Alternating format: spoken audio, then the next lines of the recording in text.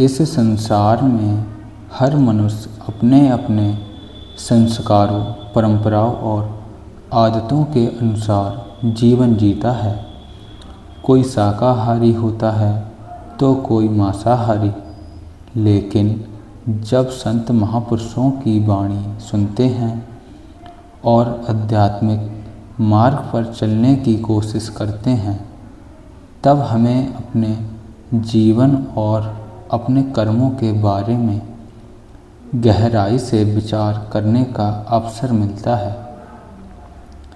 संतों ने हमेशा दया, करुणा और प्रेम का संदेश दिया है और यही कारण है कि वे जीवों पर दया करने की शिक्षा देते हैं।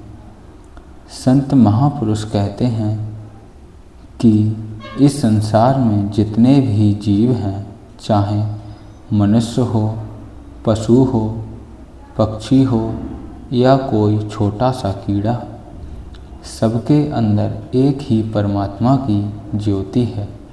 हर जीव को जीने का अधिकार है।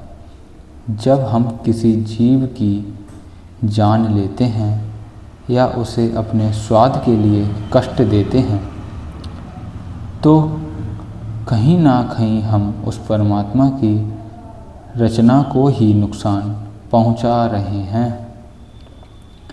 मांस खाने वाले बहुत से लोग होते हैं कि यह तो सदियों से चली आ रही परंपरा है या यह शरीर के लिए ज़रूरी है। लेकिन संतों की वाणी हमें यह सोचने के लिए प्रेरित करती है कि क्या वास्तव में किसी जीव की जान लेकर अपने शरीर का पालन करना सही है। परमात्मा ने मनुष्य को बुद्धि और विवेक दिया है ताकि वह सही और गलत का निर्णय कर सके।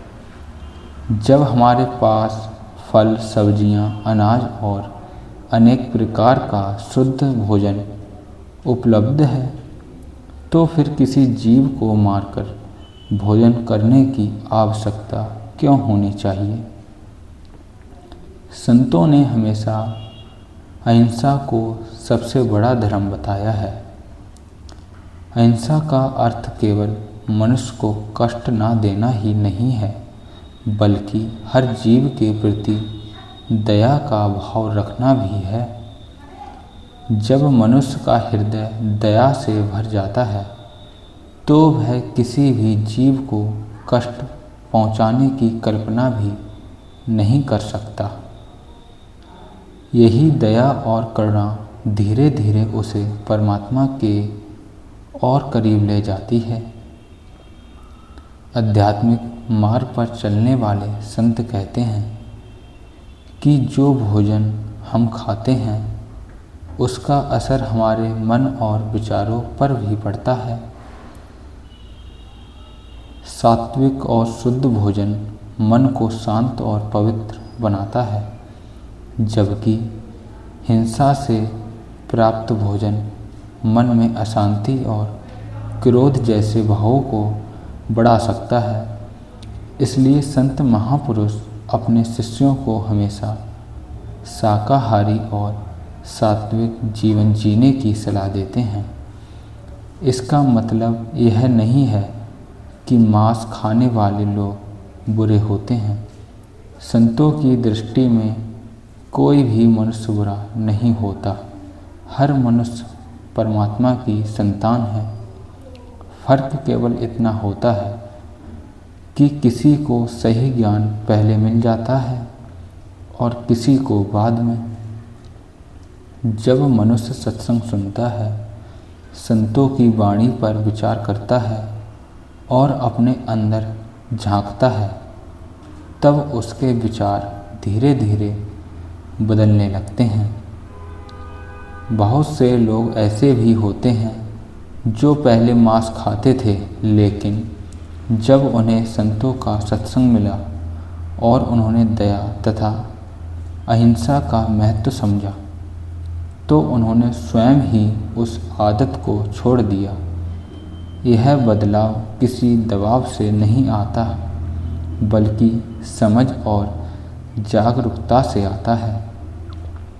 संत महापुरुष यह भी समझाते हैं कि कर्म का नियम बहुत गहरा है।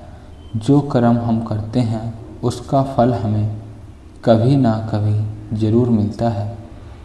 यदि हम किसी जीव को कष्ट देते हैं तो उसका प्रभाव हमारे कर्मों में जुड़ जाता है। इसलिए बेहतर यही है कि हम ऐसे कर्म करें जिनसे किसी को दुख ना पहुँचे और हमारे जीवन में भी शांति बनी रहे।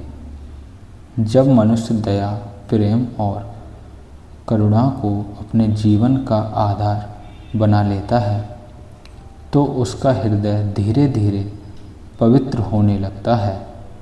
तब उसके अंदर परमात्मा की भक्ति का भाव भी मजबूत होता है। संतों ने कहा है कि परमात्मा तक पहुँचने का मार्ग प्रेम और दया से होकर जाता है। इसलिए संत महापुरुष हमें यही संदेश देते हैं कि जितना हो सके जीवों पर दया करें, अपने जीवन को सात्विक और पवित्र बनाएं और परमात्मा के नाम का सिमरन करें। जब हमारा हृदय दया से भर जाएगा तब हमें हर जीव में वही परमात्मा दिखाई देने लगेगा। अंत में यही समझना चाहिए कि आध्यात्मिक मार्ग किसी पर ज़बरदस्ती नहीं थोपा जाता। यह समझ और प्रेम का मार्ग है।